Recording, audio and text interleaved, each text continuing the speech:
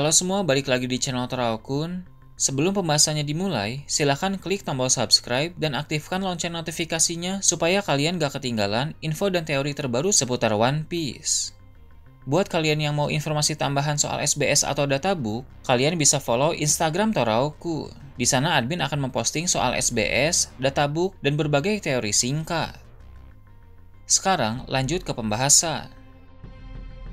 Melanjutkan cerita dalam chapter yang lalu, cerita dalam chapter kali ini dimulai dengan memperlihatkan suatu desa di dunia matahari. Desa itu merupakan tempat tinggal dari raksasa yang bernama Mossa. Bila kita ingat kembali dalam beberapa chapter yang lalu, Mossa merupakan teman bicara Loki melalui Denden Mushi. Ketika Loki merasa kesepian karena harus ditahan di dunia bawah selama 6 tahun, dia bisa berkomunikasi dengan Mossa memakai Denden Mushi yang ada di sana. Mereka pun sering berbagi cerita dan terkesan sangat akrab. Petir yang dipanggil oleh Loki beberapa waktu yang lalu pun membuat Mossa sadar bahwa Loki kini telah bebas. Mossa dan hampir semua raksasa Elbaf mengetahui bahwa petir besar seperti itu biasanya adalah ulah dari Loki, sebab pada masa lalu sang pangeran tersebut memang sering melakukannya. Mossa pun bicara sendiri dengan berkata, akhirnya waktu untuk bertemu lagi akan segera tiba. Sementara Mossa terlihat senang untuk menantikan pertemuannya dengan Loki, keadaan di desa tampak cukup sibuk, sebab para prajurit yang berada di desa itu semuanya sedang bersiap untuk bergerak karena mendengar bunyi trompet dari kepala sekolah Walrus. Trompet itu hanya bisa dibunyikan apabila ada bahaya besar, sehingga ketika para raksasa mendengar suara itu, maka mereka tahu masalah yang serius sedang terjadi.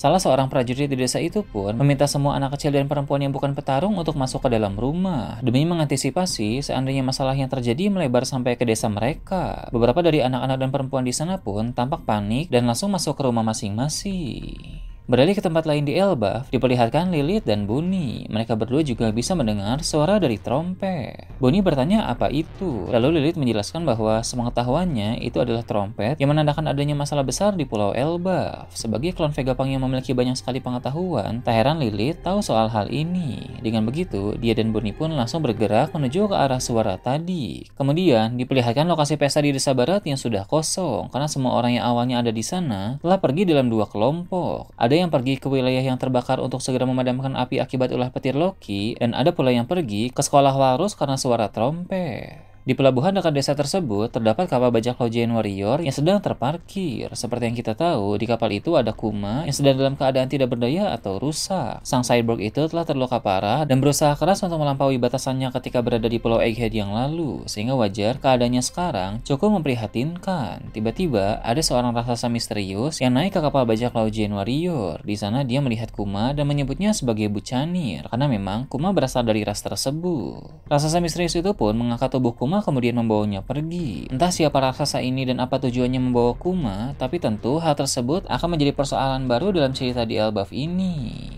Kembali ke Lilith dan Bonnie, mereka sudah tiba di sekolah Walrus. Di sana, mereka melihat para monster aneh tengah bertarung melawan para raksasa di hutan. Mereka pun bertanya-tanya apa yang sedang terjadi. Robin pun di sana menceritakan secara singkat. Jadi ada berbagai hal aneh yang terjadi di sekolah Walrus. Mulai dari menghilangnya para murid yang berjalan sambil tidur, sampai kemunculan berbagai monster yang sangat misterius. Beberapa monster sudah dikalahkan oleh Robin, Usopp, dan Chopper. Tapi tetap saja, monster-monster itu masih tersisa sangat banyak. Menurut pengakuan salah satu guru, monster itu sama seperti penggambaran murid-murid tentang ketakutan terbesar mereka. Bonnie dan Lilith pun terkejut lalu menanggapinya. Bonnie bertanya, jadi bagaimana soal para murid yang hilang itu? Robin bilang, tadi Brook sudah datang bersama para bajak laut Giant Warrior. Jadi Robin meminta Brook untuk mencari murid-murid tersebut. Robin yakin Brook akan mampu menemukan mereka. Usopp yang ada di sana pun meminta Bonnie untuk tenang dan mempercayakan pencarian terhadap anak-anak itu kepada Brook.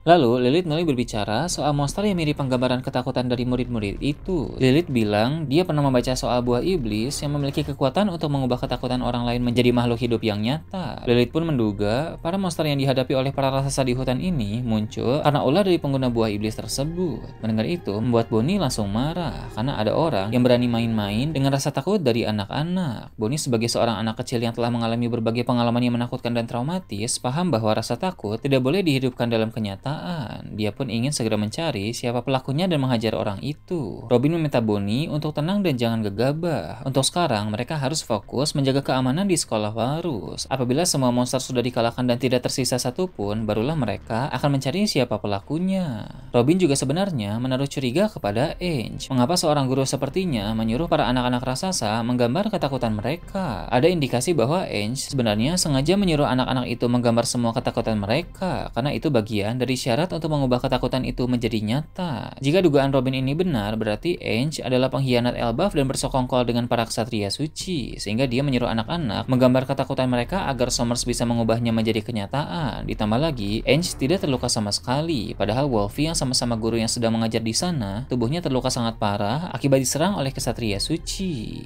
Tak lama kemudian, Brooke datang membawa anak-anak raksasa. Seperti dugaan Robin, dia berhasil menemukan mereka, bahkan bisa menyadarkan mereka dari tidur berjalan memakai kemampuan musik yang dimiliki oleh Brooke. Meski begitu, dia menceritakan bahwa tadi sempat ada masalah, sebab muncul seorang musuh kuat yang mencoba menghalanginya. Brooke tentu memberi perlawanan, tapi dia sangat terdesak. Untung saja, Jinbei yang telah selesai memadamkan api muncul dan menghadapi orang itu. Cerita lalu berpindah ke tempat Jinbei. Orang yang dihadapi oleh Jinbei saat ini adalah ksatria suci Gillingham. Gillingham merupakan ksatria suci yang mengakibatkan para murid itu berjalan sambil tidur, sehingga dia langsung datang ketika dia merasakan murid-murid tersebut sudah tersadar kembali akibat ulah dari Brooke. Dalam pertarungan melawan Gillingham, Jinbei bisa merasakan kekuatan besar yang dia miliki, sehingga Jinbei langsung bertarung serius sejak awal. Dia memakai teknik yang sangat kuat dari karate manusia ikan untuk menciptakan daya serangan besar yang berhasil mengenai Gillingham. Ksatria suci itu pun marah dan bilang bahwa Jinbei adalah pengganggu yang merepotkan. Gillingham segera bertransformasi ke dalam mode Fuzoan Kirin. Dalam mode itu, dia menghujani Jinbei dengan berbagai serangan. Jinbei pun berusaha menangkis menggunakan haki yang dia miliki. Mulai cukup kesulitan, tapi dia berkata bahwa dia tidak akan membiarkan orang seperti Gillingham berbuat seenaknya di Pulau Elbaf ini. Setelah itu, cerita beralih ke tempat lain yang jauh dari sana. Diperlihatkan Pulau Hachinosu yang merupakan markas bajak laut Kurohige. Di sana Kurohige sedang berbicara dengan Laffite melalui Denden Mushi. Seperti yang kita tahu, Laffite sedang menguasai pertempuran antara pasukan revolusi dan pemerintah dunia dari jarak yang cukup dekat. Dia bilang sekarang keadaan telah semakin panas karena dragon muncul di sana. Bahkan untuk menyambut kedatangan dragon, pihak pemerintah dunia mengirim Garling sebagai Gorosei baru beserta satu orang ksatria suci. Menurut Laffite, berdasarkan dari apa yang dia lihat dengan teropong, ksatria suci itu terlihat sangat mirip dengan Shanks. Tentu maksud Laffite adalah Shamrock, karena Shamrock memang bertugas membantu Garling menghadapi pasukan revolusi.